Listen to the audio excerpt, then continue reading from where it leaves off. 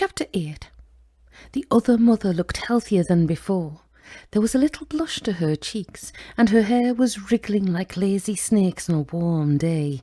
Her black button eyes seemed as if they'd been freshly polished. She had pushed through the mirror as if she were walking through nothing more solid than water, and had stared down at Coraline. Then she had opened the door with the little silver key. She picked Coraline up, just as Coraline's real mother had when Coraline was much younger, cradling the half-sleeping child as if she were a baby. The other mother carried Coraline into the kitchen and put her down very gently upon the countertop.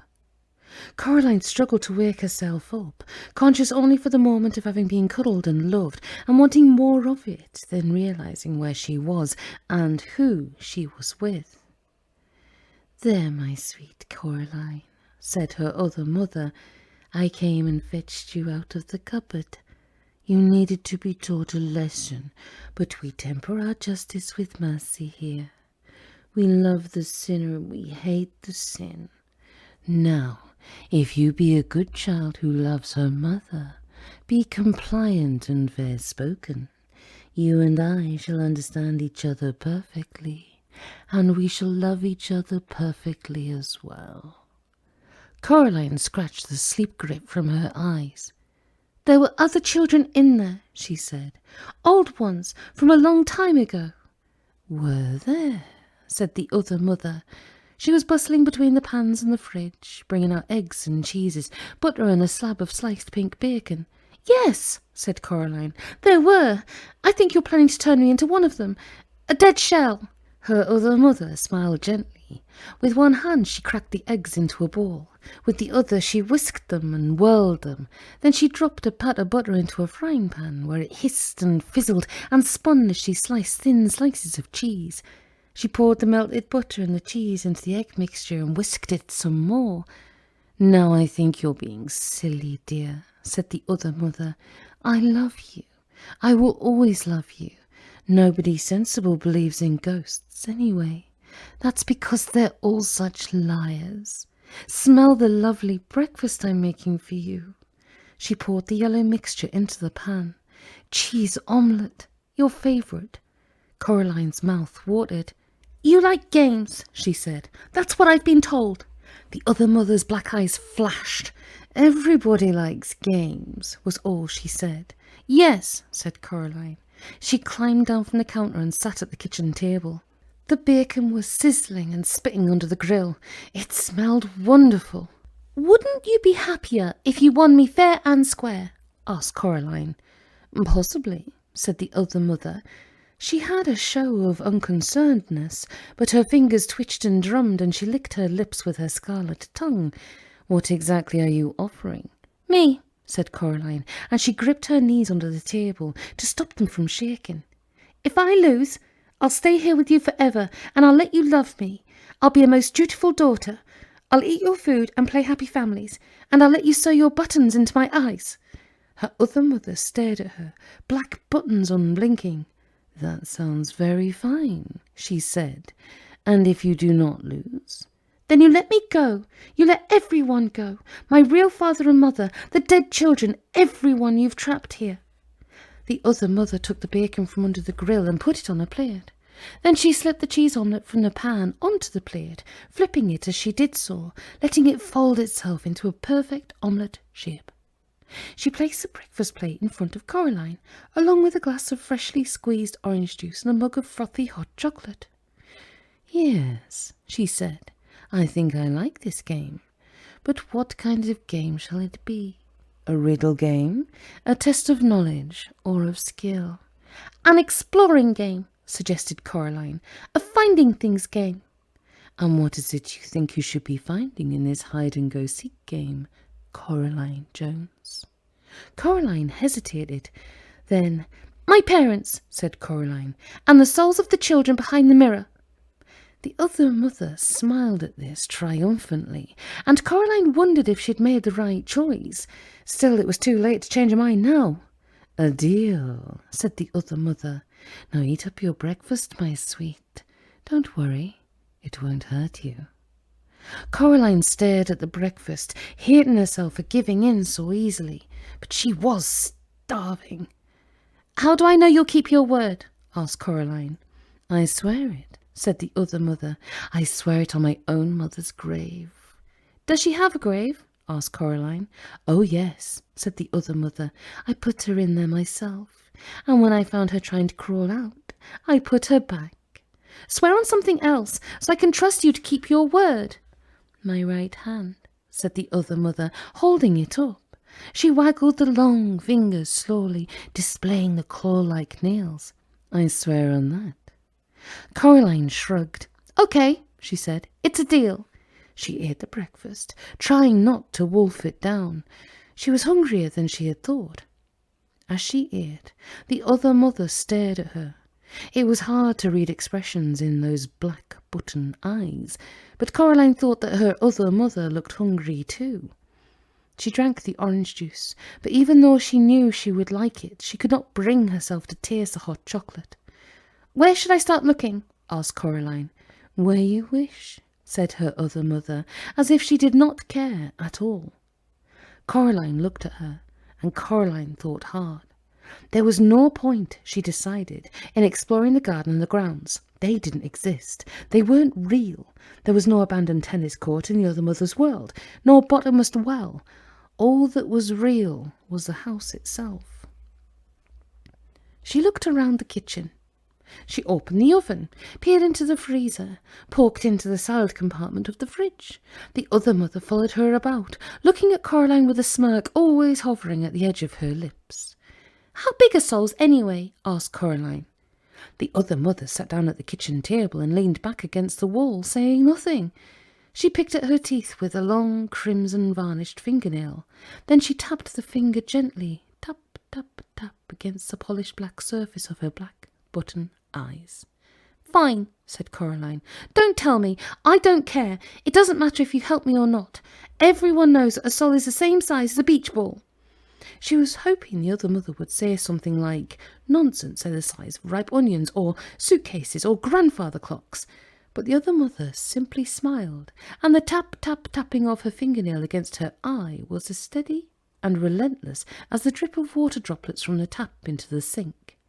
And then Coraline realised it was simply the noise of the water, and she was alone in the room. Coraline shivered. She preferred the other mother to have a location. If she were nowhere, then she could be anywhere, and after all, it is always easier to be afraid of something you cannot see. She put her hands into her pockets, and her fingers closed around the reassuring shape of the stone with the hole. She pulled it out of her pocket, held it in front of her as if she were holding a gun, then walked out into the hall. There was no sound but the tap-tap of the water dripping into the metal sink. She glanced at the mirror at the end of the hall. For a moment it clouded over, and it seemed to her that faces swam in the glass, indistinct and shapeless. And then the faces were gone, and there was nothing in the mirror but a girl who was small for her age, holding something that glowed gently, like a green coal. Coraline looked down at her hand, surprised. It was just a pebble with a hole in it, a nondescript brown stone. Then she looked back into the mirror where the stone glimmered like an emerald. A trail of green fire blew from the stone in the mirror and drifted towards Coraline's bedroom. Said Coraline. She walked into the bedroom. The toys fluttered excitedly as she came in, as if they were pleased to see her. And a little tank rolled out of the toy box to greet her, its treads rolling over several other toys. It fell from the toy box onto the floor, tipping as it fell, and it lay on the carpet like a beetle on its back, grumbling and grinding its treads before Coraline picked it up and turned it over. The tank fled under the bed in embarrassment. Coraline looked around the room. She looked in the cupboards and the drawers. Then she picked up one end of the toy box and tipped all the toys in it out onto the carpet, where they grumbled and stretched and wiggled awkwardly free of each other. A grey marble rolled across the floor and clicked against the wall. None of the toys looked particularly soul-like, she thought. She picked up and examined the silver charm bracelet from which hung tiny animal charms, which chased each other around the perimeter of the bracelet, the fox never catching the rabbit, the bear never gaining on the fox.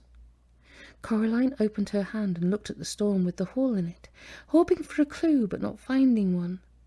Most of the toys that had been in the toy box had now crawled away to hide under the bed, and the few toys that were left, a green plastic soldier, the glass marble, a vivid pink yo-yo and such, were the kind of things you find in the bottoms of toy boxes in the real world, forgotten objects, abandoned and unloved.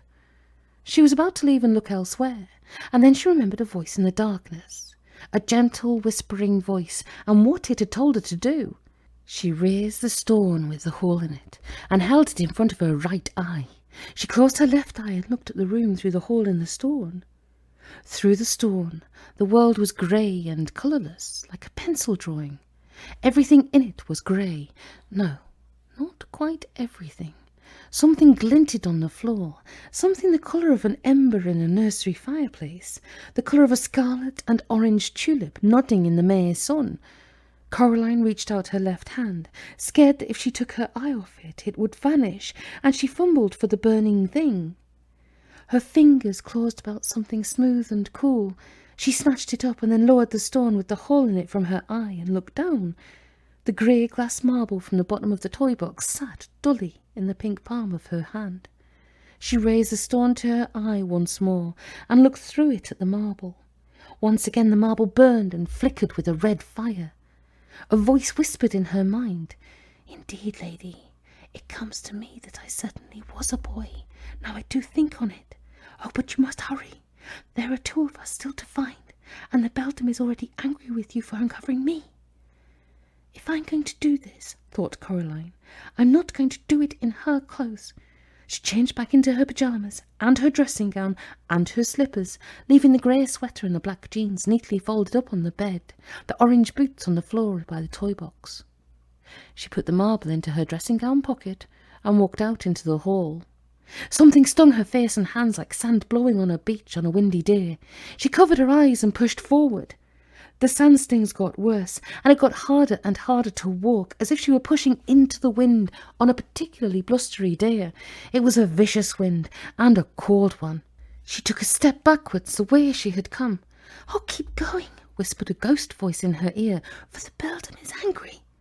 She stepped forward in the hallway, into another gust of wind, which stung her cheeks and face with invisible sand, sharp as needles, sharp as glass. "Play fair!" shouted Coraline into the wind. There was no reply, but the wind whipped about her one more time, petulantly, and then it dropped away and was gone.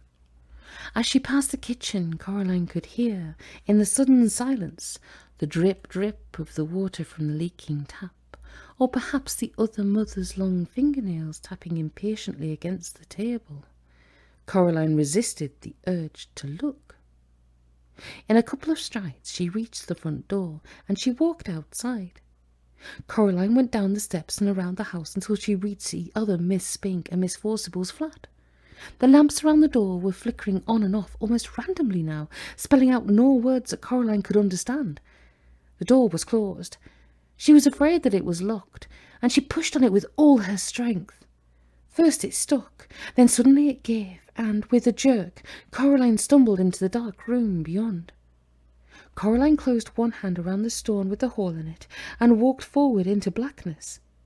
She expected to find a curtained anteroom, but there was nothing there. The room was dark. The theatre was empty. She moved ahead cautiously. Something rustled above her. She looked up into a deeper darkness, and as she did so her feet knocked against something. She reached down, picked up a torch and clicked it on, sweeping the beam around the room. The theatre was derelict and abandoned. Chairs were broken on the floor, and old dusty spiders' webs draped the walls and hung from the rotten wood and the decomposing velvet hangings. Something rustled once again. Coraline directed her light beam upwards, towards the ceiling. There were things up there, hairless, jellyish. She thought they might once have had faces, might even once have been dogs, but no dogs had wings like bats, or could hang, like spiders, like bats, upside down. The light startled the creatures, and one of them took to the air, its wings whirring heavily through the dust. Coraline ducked as it swooped close to her. It came to rest on a far wall, and it began to clamber upside down back to the nest of the dog-bats upon the ceiling. Coraline raised a stone to her eye, and she scanned the room through it, looking for something that glowed or glinted, a telltale sign that somewhere in this room was another hidden soul. She ran the beam of the torch about the room as she searched, the thick dust in the air making the light beam seem almost solid. There was something up on the back wall behind the ruined stage. It was greyish-white, twice the size of Coraline herself, and it was stuck to the back wall like a slug. Coraline took a deep breath. "I'm not afraid," she told herself. "I'm not." She did not believe herself, but she scrambled onto the old stage, fingers sinking into the rotting wood as she pulled herself up. As she got closer to the thing on the wall, she saw that it was some kind of a sack, like a spider's egg case. It twitched in the light beam. Inside the sack was something that looked like a person, but a person with two heads, with twice as many arms and legs as it should have. The creature in the sack seemed horribly unformed and unfinished, as if two plasticine people had been warmed and rolled together, squashed and pressed into one thing. Coraline hesitated. She did not want to approach the thing. The dog-bats dropped one by one from the ceiling and began to circle the room, coming close to her but never touching her. "Perhaps there are no souls hidden in here," she thought. "Perhaps I can just leave and go somewhere else." She took a last look through the hole in her stone. The abandoned theatre was still a bleak grey, but now there was a brown glow, as rich and bright as polished cherry wood, coming from inside the sack. Whatever was glowing was being held in one of the hands of the thing on the wall. Coraline walked slowly across the damp stage, trying to make as little noise as she could, afraid that, if she disturbed the thing in the sack, it would open its eyes and see her, and then... But there was nothing that she could think of that was as scary as having it look at her. Her heart pounded in her chest. She took another step forward. She had never been so scared, but still she walked forward until she reached the sack. Then she pushed her hand into the sticky, clinging whiteness of the stuff on the wall.